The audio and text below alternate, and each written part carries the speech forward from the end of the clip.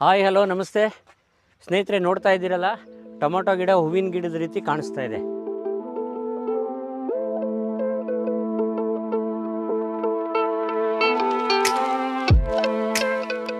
ಎಕ್ಸಾಕ್ಟಾಗಿ 1 ವರ್ಷದಿಂದ ಬಾಗೇಪಲ್ಲಿನಲ್ಲಿ ಒಂದು tomato field Arvind ಅನ್ನೋರ್ದು video ಮಾಡಿದ್ದೆ.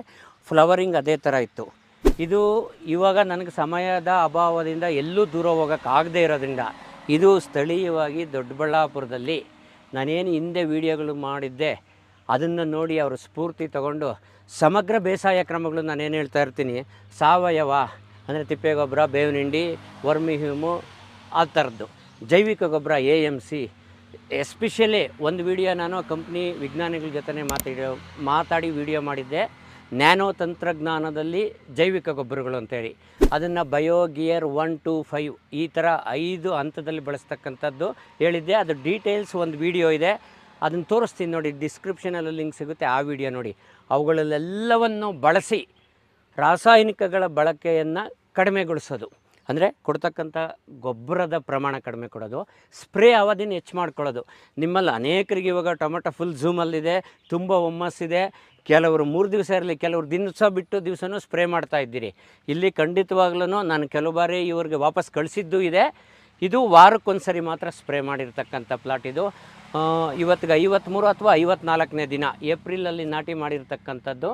ಸಾಹೋ ತಳಿ ಟೊಮೊಟೊ, ಸಾಹೋ ತಳಿ ಇದು. ನೋಡಿ ಯಾವ ಮಟ್ಟಕ್ಕೆ ಗ್ರೋತ್ ಇದೆ. ಏನೇನು ಅಳವಡಿಸ್ಕೊಂಡ್ರು ನೀವು ಈ ವಿಜುವಲ್ಸ್ ನೋಡ್ತಾ ಇದ್ದರೆ ಗೊತ್ತಾಗ್ತದೆ. ಎಸ್ಪೆಷಲಿ ಇವರು ಈ ರೀತಿ ಒಂದು ಪರಿವರ್ತನೆಗೊಂಡು, ಯಾಕಂದರೆ ಸ್ಥಳೀಯವಾಗಿ ಎಲ್ಲರಲ್ಲೂ ಒಂದು ಭಾವನೆ ಇದೆ, ಮಳೆ ಬರ್ತಾ ಇದೆ ಅಂದರೆ ಮಳೆ ಬಂತು ರೋಗ ತಗೊಳ್ತದೆ, ಬೆಳಿಗ್ಗೆ ಔಷಧಿ ಹೊಡಿಬೇಕು, ಬಿಸಿಲು ಜಾಸ್ತಿ ಆಯಿತು ಏನೋ ಔಷಧಿ ಹೊಡಿಬೇಕು, ಟಾನಿಕ್ ಹೊಡಿಬೇಕು, ಈ ಥರ ಇರ್ತದೆ. ಇದು ಯಾವುದನ್ನು ನಾನು ಹೇಳ್ತಿದ್ದು ಎಲ್ರಿಗೂ ಯಾವಾಗಲೂ ಹೇಳೋದೊಂದೇ, ಏನಾದರೂ ಬರಲಿ ನೀವೇನು ಬೇಕೋ ಅದನ್ನು ಮಾಡಿ, 1 ವಾರ ಟೈಮ್ ಕೊಡಿ. ನೀವೊಂದು ಯಾವುದಾದ್ರೂ ಔಷಧಿ ಹೊಡೆದಿದ್ದೀವಿ ಅಂದರೆ 1 ವಾರ ಟೈಮ್ ಕೊಡಿ. ಯಾಕೆ 1 ವಾರ ಟೈಮ್ ಕೊಡಬೇಕು? ನಾವು ಮಣ್ಣಿಗೆ ಶಕ್ತಿ ಕೊಟ್ಟಿದ್ದೀವಿ, ಚೇತನ ಕೊಟ್ಟಿದ್ದೀವಿ. ಏನು ಬಯೋಗೇರ್ ಸಿಸ್ಟಮ್ ಏನಿದೆ, ಜೈವಿಕ ಗೊಬ್ಬರಗಳು ಕೊಟ್ಟಿದ್ದೀವಿ. ಅದಕ್ಕೆ ಮುಂಚೆ ತಿಪ್ಪೆ ಗೊಬ್ಬರಗಳೆಲ್ಲ ಕೊಟ್ಟಿದ್ದಾರೆ ಇವರು. ಅವುಗಳು ಆಮೇಲೆ ರಾಸಾಯನಿಕ ಗೊಬ್ಬರ ನಿಯಮಿತವಾಗಿ ಕೊಡ್ತಾ ಇದ್ದೀವಲ್ಲ. ನಾನು ಯಾವಾಗಲೂ ಹೇಳ್ತಾ ಇರೋದೊಂದು, ನಾವು ಕೊಟ್ಟಿರೋ ಯಾವ ಗೊಬ್ಬರಗಳನ್ನು ನೇರವಾಗಿ ಪೋಷಕಾಂಶಗಳು ಗಿಡಗಳು ಹೀರ್ಕೊಳ್ಳೋ ರೂಪದಲ್ಲಿ ಇರಲ್ಲ, ಅಲ್ಲಿ ಜೈವಿಕ ಕ್ರಿಯೆ ನಡಿಬೇಕಾಗ್ತದೆ. ನಾನು ಒಂದು ವರ್ಡು ಯೂಸ್ ಮಾಡಿದ್ದೀನಿ, ಅಡುಗೆ ಭಟ್ರು ಅಂತ. ಸೂಕ್ಷ್ಮಾಣು ಜೀವಿಗಳು ಅಡುಗೆ ಭಟ್ರಿದ್ದಂಗೆ, ಆ ಅಡುಗೆ ಭಟ್ರುಗಳನ್ನ ಕೊಡೋ ಕೆಲಸ ಈ ಬಯೋಗೇರ್ ಸಿಸ್ಟಮ್ ಮಾಡ್ತಾ ಇರ್ತಕ್ಕಂಥದ್ದು. AMC ಎಲ್ಲ ಕಂಪ್ನಿಗಳಲ್ಲೂ ಇದೆ. ನಾವು ಇದನ್ನು ಯಾಕೆ ಆಯ್ಕೆ ಮಾಡಿಕೊಂಡು ಅಡ್ವೈಸ್ ಮಾಡ್ತಾಯಿದ್ವಿ ಅಂದರೆ, ಇದು ನ್ಯಾನೋ ತಂತ್ರಜ್ಞಾನದಲ್ಲಿ ಬಳಸಿರೋದ್ರಿಂದ ಈ ಪ್ರಾಡಕ್ಟ್ಗೆ ನಾವು ನಿಯಮಿತವಾಗಿ ರಾಸಾಯನಿಕ ಗೊಬ್ಬರಗಳನ್ನು ಕೊಟ್ಟಾಗ ಸಮೇತ ಈ ಒಂದು ಪ್ರಾಡಕ್ಟ್ಗೆ ತೊಂದರೆ ಆಗದ ರೀತಿಯಲ್ಲಿ ಕೆಲಸ ಮಾಡ್ತದೆ. ಅದು ಮಾತಲ್ಲಿ ಹೇಳೋ ಅಂಥದ್ದಲ್ಲ, ವಿಜುವಲ್ಸ್ ನೋಡಿ.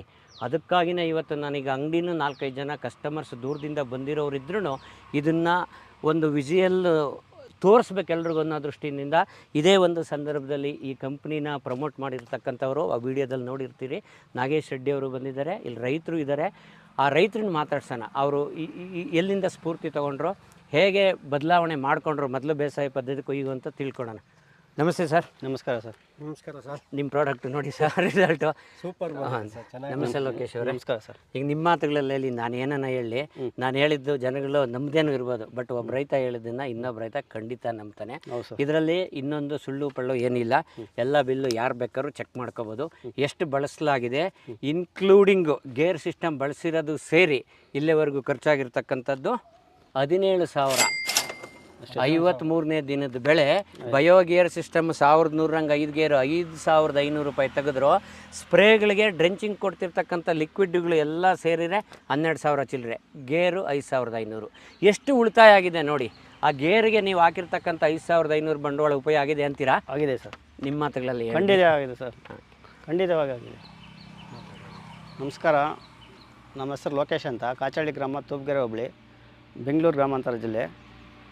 ಇದು ನಾನು ಮೊದಲು ಟೊಮಾಟೊ ಬೆಳೀತಿದ್ದೆ, ಈ ಥರ ಇಳುವರಿ ಬರ್ತಾ ಇರಲಿಲ್ಲ. ನಾನು ವೇಣುಗೋಪಾಲ್ ಸರ್ ವೀಡಿಯೋಗಳು ನೋಡಿಬಿಟ್ಟು ಯಾಕೆ ಬೇರೆ ಕಡೆ ಹೋಗೋದು, ಒಂದೇ ಹತ್ರ ಹೋಗ್ಬಿಟ್ಟು ಔಷಧಿ ತೊಗೊಳ್ಳೋಣ ಅಂದ್ಬಿಟ್ಟು ಸ್ಟಾರ್ಟಿಂಗ್ ಉಣಿದ ದಿವಸನೇ ಅಲ್ಲಿ ಹೋಗ್ಬಿಟ್ಟು ಔಷಧಿ ಕೇಳಿದೆ. ಅವ್ರೇನು ಮಾತಾಡ್ಸಿಲ್ಲ, ಔಷಧಿ ಕೊಟ್ಟರು. 1-2-3 ಸತಿ ಹೋದೆ, ಬೇಗ ಹೋದ್ರೂ ಔಷಧಿಗಳು ಕೊಡಲೇ ಇಲ್ಲ ಅವರು. ಅವ್ರೇನು ಟೈಮ್ ಸರಿಯಾಗಿ ಔಷಧಿ ಕೊಡ್ತಾರೆ, ಕರೆಕ್ಟಾಗಿ ಕೊಡ್ತಾರೆ. ಅಂದರೆ ಇವಾಗ ಒಂದು ಔಷಧಿ ಕೊಟ್ಟರೆ ಆ ಒಂದು ಔಷಧಿನ 1 ವಾರ ಕೆಲಸ ಮಾಡೋಂಗೆ ಇದು ಮಾಡಿಕೊಡ್ತಾರೆ. ಅದ್ರ ಜೊತೆಗೆ ಬೇರೆಗೆ ಡ್ರಿಂಚಿಂಗ್ ಕೊಟ್ಟರು. ಆಮೇಲೆ ಗೇರು ಡಾಕ್ಟರ್ ಸಾಯಿಲ್ ಥರ ಗೇರ್ 1, ಗೇರ್ 2, ಗೇರ್ 4 ಆ ಥರ ಗೇರ್ 5ವರೆಗೂ ಇರುತ್ತೆ, ಅದು ಕೊಟ್ಟಿದ್ದಾರೆ. ಒಳ್ಳೆ ರಿಸಲ್ಟ್ ಬಂದಿದೆ ಸರ್. ನಾನು ಲೈಫಲ್ಲಿ ಇದೇ ಥರ ಫಸ್ಟ್ ಟೈಮ್ ಈ ಥರ ಬೆಳೆದಿರೋದು ಟೊಮೊಟೊ ಗಿಡ. ಮೊದಲು ಬೆಳೀತಿದ್ದೆ, ಈ ಥರ ಬರಲಿಲ್ಲ. ಪಕ್ಕದ ತೋಟಗಳೆಲ್ಲ ಇದೆ, ಆದರೆ ಈ ಥರ ಇಳುವರಿ ಬಂದಿಲ್ಲ ಎಲ್ಲೂ. ನಂದು ಈ ಸತಿ ಚೆನ್ನಾಗಿ ಬಂದಿದೆ ಅಂತ ನಾನು ಹೇಳೋಕ್ಕೆ ಇಷ್ಟಪಡ್ತಾಯಿದ್ದೀನಿ. ವೇಣುಗೋಪಾಲ್ ಸರ್ ಒಳ್ಳೆ ಮಾರ್ಗದರ್ಶನ ಅಂತೂ ಕೊಡ್ತೀವಿ ನಾವು, ಅದನ್ನು ಬಳಸ್ಕೊಂಡು ರಿಸಲ್ಟ್ ತಗೊಳ್ಳೋದು ನಿಮ್ಮ ಜವಾಬ್ದಾರಿ. ಕೊಟ್ಟಿದ್ದಾರೆ ಸರ್. ನೀವು ಅದನ್ನು ಯಥಾವತ್ತಾಗಿ ಪ್ರೂವ್ ಮಾಡಿ ತೋರಿಸಿದ್ದೀರಾ ಮಾಡಿಸಿದ್ದೆ ಅಲ್ವಾ? ಯಾಕಂದ್ರೆ ನೋಡಿ ಈ ತೋಟ ಎಷ್ಟು ನೀಟಾಗಿ ಇಟ್ಟಿದ್ದೀರಾ, ಅರ್ಥ ಆಗ್ತದೆ ಇಲ್ಲಿ ಎಷ್ಟು ಶುದ್ಧವಾಗಿದೆ. ಫ್ಲವರಿಂಗ್ ನೋಡಿ ಸ್ನೇಹಿತರೆ ಹೇಗಿದೆ ಅನ್ನೋದು. ಫ್ಲವರಿಂಗು ನೋಡಿ, ಏಪ್ರಿಲ್ ಸುಡು ಬಿಸಿಲಿದ್ದಾಗ ನಾಟಿ ಮಾಡಿರ್ತಕ್ಕಂಥ ಪ್ಲಾಂಟೇಶನ್ ಇದು. ಹೌದು ಸರ್. ಪ್ರತಿ ಹಂತದಲ್ಲೂ ಚಾಲೆಂಜಸ್ ಇತ್ತು ಇವ್ರಿಗೆ. ಆಮೇಲೆ 2 ವಾರದಿಂದ ವಿಪರೀತ ಮಳೆ ಶುರುವಾಗೋಯ್ತು. ಅವಾಗ ಗಾಬರಿ ಬಿದ್ದು ಓಡಿ ಬರ್ತಾ ಇದ್ರು, ಮಳೆ ಬಂದಿದೆ, ಏನೋ ಸ್ಪ್ರೇ ಮಾಡಬೇಕು, ರೋಗ ತಗೊಂಡ್ರಿ ಅಂತ. ನಿಮಗಷ್ಟೇ ಆತಂಕ ಇರೋದು, ಗಿಡಗಳಿಗೆ ಆತಂಕ ಇಲ್ಲ. ನೀವೇನು ಬೇಕಾದ ಆರೈಕೆ ಮಾಡಿದ್ದೀರಿ ಮಣ್ಣಿಗೆ, ಅವುಗಳಲ್ಲಿ ಶಕ್ತಿ ಇದೆ ಅಂತಲೇ ವಾಪಸ್ ಕಳಿಸಿದ್ದೀನಿ ನಾನು ಮೊನ್ನೆ. ಅದೇ ರೀತಿಯೇ ಮಾಡ್ಕೊಂಡು ಸಮಗ್ರ ಕೃಷಿ ಮಾಡಿದ್ದೀನಿ ಸರ್ ನಾನು. ಸಮಗ್ರ ಕೃಷಿ ಮಾಡ್ತಾ ಇದ್ದೀನಿ ಸರ್. ಸೊ ಈಗ ಉತ್ಪಾದನಾ ವೆಚ್ಚ ಎಷ್ಟು ಕಡಿಮೆ ಆಯ್ತಲ್ವಾ ನೀವು ಖರ್ಚು ಮಾಡ್ತಿದ್ದೀರಾ? ಕಡಿಮೆ ಆಯಿತು ನೋಡಿ. ಈಗ 55 ದಿವಸ ಆಲ್ಮೋಸ್ಟ್. ಈಗ ಇಷ್ಟೊತ್ತಿಗೆ ಒಂದು 40-50 ಸಾವಿರ ರೂಪಾಯಿ ಔಷಧಿ ಹೊಡಿತಿದ್ವಿ ಬೇರೆಯವರ ಅಂಗಡಿಯಲ್ಲಿದ್ದರೆ. ನಿಮ್ಮ ಹತ್ರ ಅಷ್ಟೊಂದಿಲ್ಲ ಸರ್. ನನ್ನ ಪ್ರಕಾರ ಎಲ್ಲ ಅರ್ಧಕ್ಕೂ ಕೂಡ ಕಮ್ಮಿ ಆಗೋಗ್ಬಿಟ್ಟಿದೆ. ನೋಡಿ, ಪ್ರತಿಯೊಂದು ಡೇಟ್ ಸಮೇತನೂ ಇದೆ. 3300 ಗಿಡ ಇದೆ ಸರ್ ಅಷ್ಟೇ. ಇದು 3.25 ಎಕರೆ ಇದೆ ಅಷ್ಟೇ ಇರೋದು. ನಾಟಿ ಮಾಡಿದ್ದು ಡೇಟ್ ನನಗೆ ಜ್ಞಾಪಕ ಇದೆಯಾ ಸರ್? 23. ಹಾಂ, ಏಪ್ರಿಲಲ್ಲಿ. 52 ದಿವಸ ಆಯ್ತು ಸರ್. ಏಪ್ರಿಲ್ 23 ನಾಟಿ ಮಾಡಿರೋದು. ನಾಟಿ ಮಾಡಿದಾಗ ಏಪ್ರಿಲ್ 20ನೇ ತಾರೀಕು 2 ಡ್ರೆಂಚಿಂಗ್ ಕೊಟ್ಟಿದ್ದೆ. ಇಲ್ಲಿ ಒಂದು ನಾನು ಯಾವಾಗಲೂ ಹೇಳ್ದಂಗೆ ಸಿಟ್ರಮ್ಮು ನೋಡಿ, ಬಿಲ್ಲುಗಳು ತೋರಿಸ್ತೀನಿ. ಆಮೇಲೆ ಒಂದು ಪೊಟ್ಯಾಷಿಯಮ್ ಗ್ಯೂಮೇಟ್ ಶೈನ್ 98 ಮತ್ತು ವ್ಯಾಮ್ ಗೋಲ್ಡ್ ಅಂತಕ್ಕಂಥದ್ದು. ಆ ನಂತರ 2ನೇ ಹಂತದಲ್ಲಿ ನಾನು ಗಮ್ ಶೀಟುಗಳು ಕೊಟ್ಟು 1 ಬೆನಿವಿಯಾ ಸ್ಪ್ರೇ ಕೊಟ್ಟಿದ್ದೀನಿ. ಆ ನಂತರದ ಹಂತದಲ್ಲಿ ನಾವು ಶುರು ಮಾಡಿಕೊಂಡಿದ್ದು gear system, bio gear system ಕೊಡೋದಕ್ಕೆ ಆವಾಗಲಿಂದ ಶುರು ಮಾಡ್ಕೊಂಡ್ವಿ. ಇಲ್ಲಿ 7-5ರಲ್ಲಿ ಮೇ 1ನೇ ವಾರದಲ್ಲಿ ಗೇರ್ 1, ಹಾಗೆ 2ನೇ ವಾರದಲ್ಲಿ ಗೇರ್ 2 ಇದೆ. ಅಲ್ಲಿ ಮತ್ತೆ 1 ಸ್ಪ್ರೇ ಇದೆ. ಅದೇ ರೀತಿ ವಾರಕ್ಕೊಮ್ಮೆ ನೋಡಿ, ಇಲ್ಲಿ ನೆಕ್ಸ್ಟು ಇನ್ನೊಂದು ಸ್ಪ್ರೇ. ಈ ರೀತಿ ನಿಯಮಿತವಾಗಿ ನಾವು ಮಾಡಿರ್ತಕ್ಕಂಥದ್ದು. ಒಟ್ಟು ವೆಚ್ಚ ಟ್ರಿಪ್ಪಲ್ ಬಿಡ್ತಕ್ಕಂಥ vermi humus, potassium humate, seaweed extract, ಈ 5 ಗೇರ್ಗಳು ಮತ್ತು ಸ್ಪ್ರೇ ಇಲ್ಲೇವರೆಗೂ 55 ದಿವಸಕ್ಕೆ 17,000 ಖರ್ಚಾಗಿದೆ. ಈಗ ಇನ್ನು 3 ದಿವಸಕ್ಕೆ ನೆಕ್ಸ್ಟ್ ಸ್ಪ್ರೇ ಮಾಡ್ತಾರೆ. ಆ ಸ್ಪ್ರೇದ ನಿಮ್ಗೊಂದು 3,000 ಆ್ಯಡ್ ಆಗ್ಬೋದು. ಈಗ ಜಾಸ್ತಿ ತೊಗೊಳ್ತದೆ, ಒಂದು 300 ಲೀಟ್ರ್ ತೊಗೊಳ್ತದೆ ಈಗ ಅನ್ಸುತ್ತೆ ಸರ್. ನೆಕ್ಸ್ಟ್ ಬೆಳೆ ಮುಗಿಯೋದ್ರಲ್ಲಿ ಇಲ್ಲೇ ಒಂದು ಫೋರ್ಕಾಸ್ಟ್ ಹೇಳ್ತೀನಿ. ವಾಲ್ಯೂಮ್ ಜಾಸ್ತಿ ತೊಗೊಳ್ಳೋದ್ರಿಂದ ಇನ್ನೊಂದು 30,000 ಖರ್ಚಾಗ್ಬೋದು ಡ್ರೆಂಚಿಂಗು, ಔಷಧಿಗಳು. ಅಲ್ಲಿಗೆ ಟೋಟಲ್ಲು 17, 30, 47, 50,000ದೊಳಗೆ ಎಲ್ಲ ಕಂಪ್ಲೀಟ್ ಮುಗಿದೋಗ್ಬಿಡ್ತದೆ. ವಾಟರ್ ಸಾಲ್ಯುಬಲ್ ಗೊಬ್ಬರಗಳದೆಲ್ಲ ನಿಮ್ದೊಂದು 20,000 ಖರ್ಚಾಗಿರ್ಬೋದು. ಅಷ್ಟೂ ಆಗಿಲ್ಲ. ನೋಡಿ, ಅಲ್ಲಿಗೆ ನಿಮ್ದು ಎಲ್ಲ ವೆಚ್ಚನೂ ಈಗ ಇನ್ಪುಟ್ಸ್ ದುಡ್ಡು ಕೊಟ್ಕೊಂಡ್ಕೊಳ್ಳೋದು ಒಂದು 60-65,000 ಖರ್ಚು. ಮಿಕ್ಕಂತೆ ನಿಮ್ಮ ಏನು ದಿನನಿತ್ಯ ಡಾಕ್ಟರ್ ಸಾಯಿಲ್ ಯೂಸ್ ಮಾಡೋದ್ರಿಂದ ವಾಟ್ಸಾಪಲ್ಲಿ ಏನು ಹೆಚ್ಚಾಗಿ ಬಿಟ್ಟಿಲ್ಲ. ಈ ಸಾಯಿಲ್ ಡಾಕ್ಟರ್ ಮೈಕ್ರೋಬ್ಸ್ ಬಿಟ್ಟಿರೋದ್ರಿಂದ ಹೆಚ್ಚಾಗಿ ಇದು ಯೂಸ್ ಮಾಡಿಲ್ಲ ನಾನು. ಗೊಬ್ಬರಗಳ ಪ್ರಮಾಣ ತುಂಬಾ ಕಡಿಮೆ. 2 kg 3 kg ಈ ಥರ ಬಿಟ್ಟಿದ್ದೀನಿ. ಒಬ್ಬರು ಹೇಳ್ತಾರೆ 10 kg ಬಿಡು, 15 kg ಬಿಡು ಅಂತ. ಆ ಥರ ಯೂಸ್ ಮಾಡಿಲ್ಲ ನಾನು. 2 kg 3 kg ಬಿಟ್ಕೊಂಡು ಕಾಲ ಮಾಡ್ಕೊಂಡು ಬಂದಿದ್ದೀನಿ. ಚೆನ್ನಾಗೈತೆ. ಕೊಟ್ಟಿರೋದನ್ನೆಲ್ಲ ಗಿಡ ತೊಗೊಂಡೈತೆ ಅಂತ ನನಗೆ ಅನಿಸ್ತಾ ಐತೆ ಸರ್. ಚೆನ್ನಾಗಿದೆ. ನೀವು ಕೊಟ್ಟಿರೋ ಗೊಬ್ಬರ ಎಲ್ಲ ಬೆಳೆಗೆ ಉಪಯೋಗ ಆಗಿದೆ. ಅದಕ್ಕೆ ಒಂದೇ ಕಾರಣ, ಜೀವಾಣುಗಳ ಸಂಖ್ಯೆ ಜಾಸ್ತಿ ಮಾಡಿದ್ದೀವಿ. ಜೀವಾಣುಗಳನ್ನ ಈ ಗೇರ್ ಸಿಸ್ಟಮ್ ಮುಖಾಂತರ ಬಿಟ್ಟಿದ್ದೀವಿ. ಆ ಜೀವಾಣುಗಳು ಬದುಕುಳಿಯೋದಕ್ಕೆ ಸಾವಯವ ಗೊಬ್ಬರ ಕೊಡ್ತಾ ಇದ್ದೀವಿ ನಿಯಮಿತವಾಗಿ. ಸೀವೀಡ್ ಎಕ್ಸ್ಟ್ರಾಕ್ಟ್ ಆಗಿರ್ಬೋದು, ಪೊಟ್ಯಾಷಿಯಮ್ ಹ್ಯೂಮೇಟ್ ಆಗಿರ್ಬೋದು, ವರ್ಮಿ ಹ್ಯೂಮ್, ಈ ಥರದ್ದು ಕೊಡ್ತಾ ಇದ್ದೀವಿ. ಇದನ್ನೇ ನಾನು ಸಮಗ್ರ ಪೋಷಕಾಂಶ ನಿರ್ವಹಣೆ ಪದ್ಧತಿ ಅಂತಕ್ಕಂಥದ್ದು. ಜೊತೆಗೆ ಗಮ್ ಶೀಟುಗಳು ಹಾಕಿದ್ದೀವಿ, ಕೀಟ ನಿರ್ವಹಣೆಗೆ ಗಮನಿಸ್ಬೋದು. ನೀವು ಪ್ರತಿಯೊಂದು ತೋರಿಸ್ತೀವಿ ನೋಡಿ, ಫ್ಲವರಿಂಗು ಎಷ್ಟು ಚೆನ್ನಾಗಿದೆ ಅಂತೇಳಿ. ಈಗ ಫ್ಲವರಿಂಗ್ ಆಗ್ತಾ ಇದೆ ನೋಡಿ, ಪ್ರತಿಯೊಂದು ಹೆಂಗಿದೆ. ಸೊ ಇವತ್ತು ಬೆಳಗ್ಗೆಯಿಂದ ನನಗೆ ಬಂದಿರೋ ಕಾಲುಗಳಲ್ಲಿ ಮುಕ್ಕಾಲು ಭಾಗ ಫ್ಲವರ್ ಡ್ರಾಪ್ ಆಗ್ತಿದೆ ಅಂತಲೇ ಕಾಲುಗಳು ಬರ್ತಾ ಇದೆ ಬೇರೆ ಬೇರೆ ಭಾಗದಿಂದ. ನೋಡಿ, ಗಿಡದಲ್ಲಿ ಶಕ್ತಿ ಕೊಟ್ಟಾಗ ವಾತಾವರಣದಲ್ಲಿ ಏರ್ಪೇರ್ ಆದ್ರೂ ಫ್ಲವರ್ ನಿಲ್ಲುತ್ತೆ. ಸ್ವಲ್ಪ ಫ್ಲವರ್ ಡ್ರಾಪ್ ಸಮ್ ಪರ್ಸೆಂಟೇಜ್ ಇದ್ದೇ ಇರ್ತದೆ ಯಾವುದೇ ಬೆಳೆನಲ್ಲಾಗಲಿ. ಉಳಿದಂತೆ ಸಮಾಧಾನಕರವಾಗಿದೆ ಅಲ್ವಾ? ಈಗ ನಿಮಗೆ ಚೆನ್ನಾಗಿದೆ ಸರ್. ಚೆನ್ನಾಗಿದೆ ಅಲ್ವಾ? ವೈರಸ್ ಕಾಣಿಸ್ಕೊಂಡಿತ್ತಲ್ವಾ ಒಂದು ಟೈಮ್? ವೈರಸ್ ಒಂದು ಗಿಡ, ಆ ಗಿಡ ಕಿತ್ತಾಕಿ 4 ಗಿಡ ಕಾಣಿಸ್ಕೊಂಡಿತ್ತು, ಕಿತ್ತಾಕಿದ್ದಾಯ್ತು. ಈಗ ಸ್ಪ್ರೆಡ್ ಆಗಿಲ್ಲ, ಹಾಗೇನೆ ಇದೆ. ಎಲ್ಲೂ ಕರ್ಲ್ ವೈರಸ್ ಕಾಣಿಸ್ತಿಲ್ಲ. ಯಾವುದೋ ಒಂದು ಗಿಡದಲ್ಲಿ ಕೆಳಗಡೆ ಎಲೆಗಳು ಮುದುಡಿದು ಕಾಣಿತ್ತು ಒಂದು ಗಿಡದಲ್ಲಿ. ಅಷ್ಟು ಬಿಟ್ರೆ ನೋಡಿ, ತೋರಿಸ್ತೀವಿ ವಿಜುವಲ್ಸ್ ಎಲ್ಲ ನೋಡಿ ಸ್ನೇಹಿತರೆ. 52 ದಿನಕ್ಕೆ ಇದೆಲ್ಲ ಹಣ್ಣೆಲೆ ಬಂದ್ಬಿಡುತ್ತೆ ನೋಡಿ. ಒಂದು ಹಣ್ಣೆಲೆ ಇಲ್ಲ, ಹಣ್ಣೆಲೆ ಕೂಡ ಇಲ್ಲ. ನೋಡಿ ಹೇಗೆ ಬರ್ತಾ ಇದೆ ಅಂತ. ಪೋಷಕಾಂಶಗಳು ಕರೆಕ್ಟಾಗಿ ಪೂರೈಕೆ ಆಗಿದೆ ಅಂತ ಲೆಕ್ಕ. ನೀವೇನು 3 kg 4 kg ಕೊಡ್ತಿದ್ದೀರಿ ಅಷ್ಟು ಬೆಳೆ ತಗೊಳ್ತಾ ಇದೆ, ತಗೊತಾ ಇದೆ ಸರ್. ಒಂಚೂರು ವೇಸ್ಟ್ ಆಗ್ತಾ ಇಲ್ಲ, ಹಣ ಪೋಲಾಗ್ತಾ ಇಲ್ಲ. ಹೌದು ಸರ್. ಅದಕ್ಕೆ ಕಾರಣ ಆಗಿರ್ತಕ್ಕಂಥ ಡಾಕ್ಟರ್ ಸರ್ ಇವಕ್ಕೆ ನಾವು ಗೇರ್ ಚೆನ್ನಾಗಿ ಕೆಲಸ ಮಾಡಿದೆ ಸರ್. ಚೆನ್ನಾಗಿ ಕೆಲಸ ಮಾಡಿದೆ.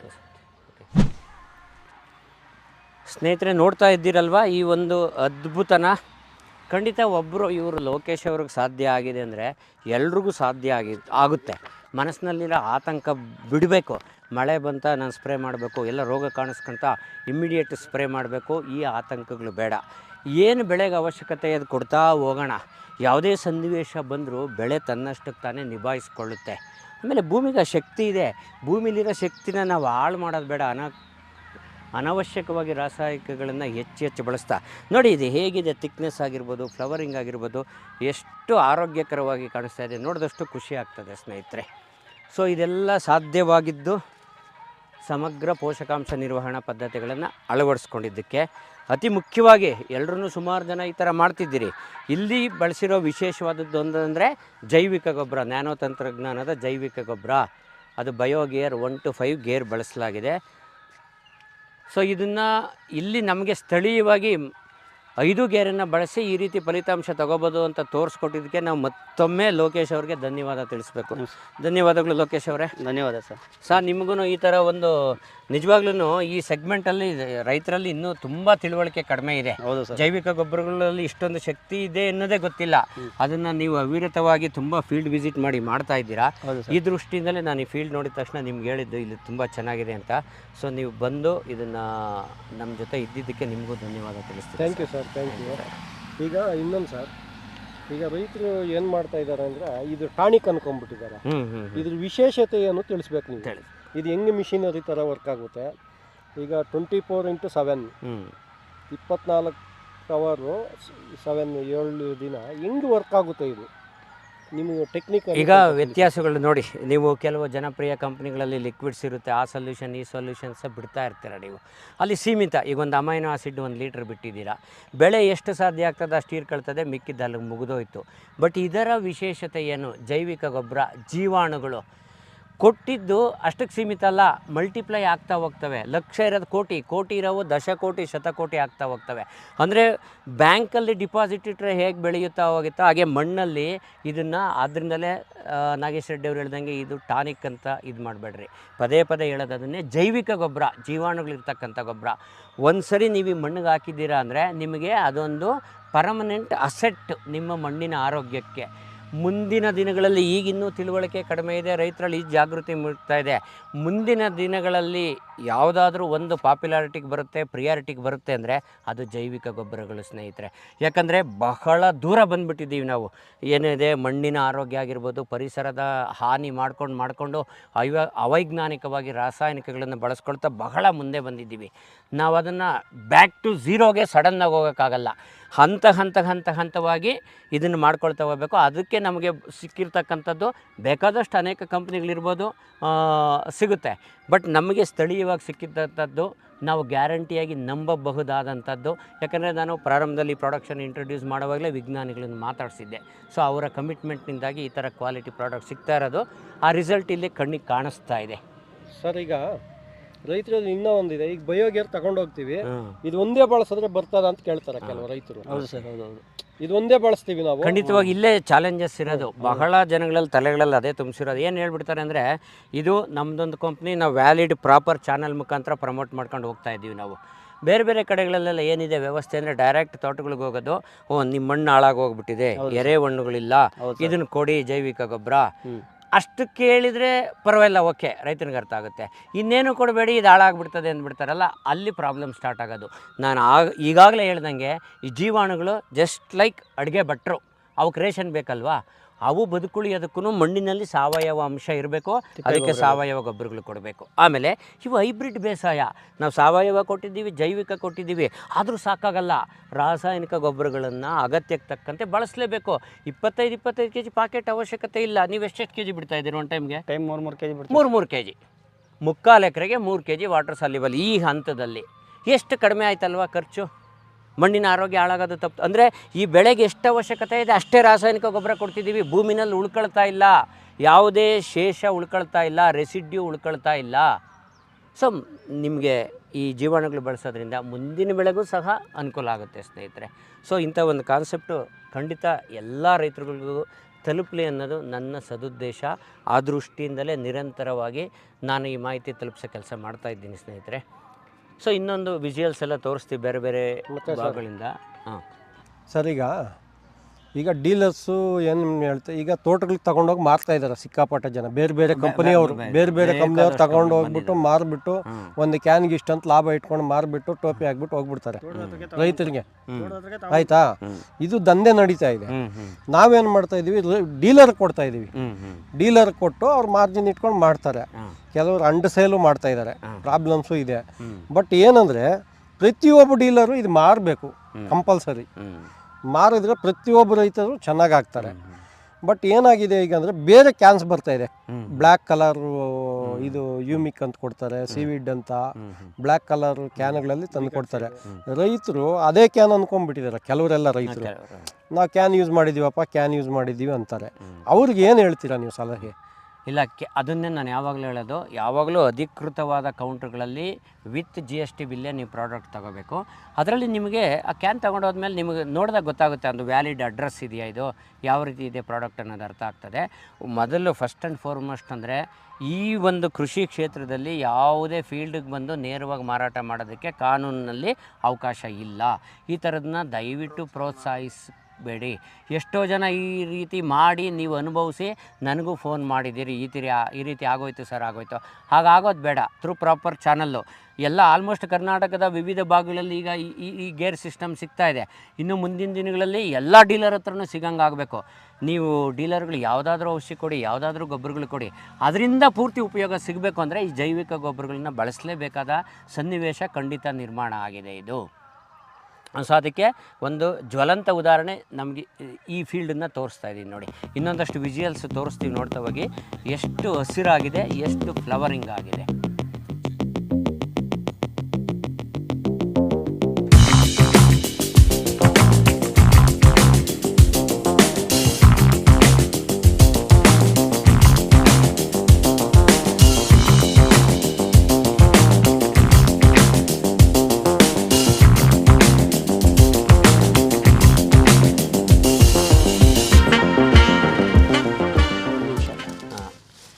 ಇದು ಮೇಯ್ನು ಯಾವ ಥರ ಏನು ಇದೊಂದು ಎಕ್ಸ್ಪ್ಲೇನ್ ಮಾಡಿ ಸರ್. ನೋಡಿ, ಈಗ ನೋಡಿ ಮಣ್ಣು ಎಷ್ಟು ಉರುಡಿಯಾಗಿ ಕಾಣಿಸ್ತಾ ಇದೆ ನೋಡಿ. ವೈಟ್ ರೂಸ್ಟು ನಿರಂತರವಾಗಿ ರೆಗ್ಯುಲರಾಗಿ ಹೇಗೆ ಡೆವಲಪ್ ಆಗ್ತಾ ಇದೆ ನೋಡಿ. ಈ ರೀತಿ ಈಗ ಯಾವುದೇ ಒಂದು ಬಿಲ್ಡಿಂಗ್ ಚೆನ್ನಾಗಿರಬೇಕು ಅಂದರೆ ಫೌಂಡೇಶನ್ ಚೆನ್ನಾಗಿರಬೇಕು, ಬೆಳೆ ಚೆನ್ನಾಗಿರಬೇಕು ಅಂದರೆ ಬೇರುಗಳ ಬೆಳವಣಿಗೆ ಚೆನ್ನಾಗಿರಬೇಕು, ನಿರಂತರವಾಗಿ ಆಗ್ತಾ ಇರಬೇಕು. ಅದನ್ನು ನೀವಿಲ್ಲಿ ಗಮನಿಸ್ಬೋದು ಸ್ನೇಹಿತರೆ. ಸೊ ಸಾಕಷ್ಟು ಮಾಹಿತಿ ಈಗ ನಿಮ್ಮ ಜೊತೆ ಹಂಚ್ಕೊಂಡಿದ್ದೀವಿ ಅಂದ್ಕೊಳ್ತೀನಿ. ಸೊ ಸ್ನೇಹಿತರೆ, ಮುಂದಿನ ದಿನಗಳಲ್ಲಿ ನೀವು ಬೆಳೆ ಯಾವುದಾದ್ರೂ ಆಗಲಿ, 1 ತಿಂಗಳ ಅಲ್ಪಾವಧಿ ಬೆಳೆ ಆಗಿರಲಿ, 10 ವರ್ಷದ ಬೆಳೆ ಆಗಿರಲಿ, ವಾರ್ಷಿಕ ಬೆಳೆ ಯಾವುದೇ ಬೆಳೆ ಆಗಲಿ, ಅದು ಚೆನ್ನಾಗಿ ಬರಬೇಕು ಅಂದರೆ ಮಣ್ಣಿನ ಆರೋಗ್ಯ ಇಂಪಾರ್ಟೆಂಟು. ಮಣ್ಣಿನ ಆರೋಗ್ಯ ಚೆನ್ನಾಗಿರಬೇಕು ಅಂದರೆ ಸಾವಯವ ಗೊಬ್ಬರದ ಜೊತೆಗೆ ಜೈವಿಕ ಗೊಬ್ಬರ, ಜೀವಾಣುಗಳು ಇರೋ ಗೊಬ್ಬರ ಬಳಸಲೇಬೇಕು. ಒಳ್ಳೆಯ ಕಂಪ್ನಿದು ಅಧಿಕೃತವಾಗಿರೋದನ್ನು ಬಳಸಿ ನಾವು ನಮಗೆ ಗೊತ್ತಿರೋದನ್ನ ವಿಷಯ ನಿಮಗೆ ಅರ್ಥ ಆಗೋ ರೀತಿ ಮುಟ್ಟಿಸ್ತಾ ಇದ್ದೀವಿ ಅಂದ್ಕೊಂಡಿದ್ದೀನಿ. ಸೊ ದಯವಿಟ್ಟು ನಿಮ್ಮ ಸ್ನೇಹಿತರ ಜೊತೆ ಈ ವಿಡಿಯೋನ ಶೇರ್ ಮಾಡ್ಕೊಳ್ಳಿ, ಮಾಹಿತಿ ಹಂಚ್ಕೊಳ್ಳಿ. ತುಂಬ ಜನ ಬಹಳ ದ್ವಂದ್ವದಲ್ಲಿದ್ದಾರೆ ರೈತರು, ಯಾವುದು ಬಳಸಬೇಕು ಅಂತ. ಎಲ್ಲವನ್ನು ಬಳಸಬೇಕು, ಬ್ಯಾಲೆನ್ಸ್ ಮಾಡಿ ಬಳಸಿದ್ರೆ ಈ ರೀತಿ ಬೆಳೆ ಚೆನ್ನಾಗಿರ್ತದೆ ಸ್ನೇಹಿತರೆ.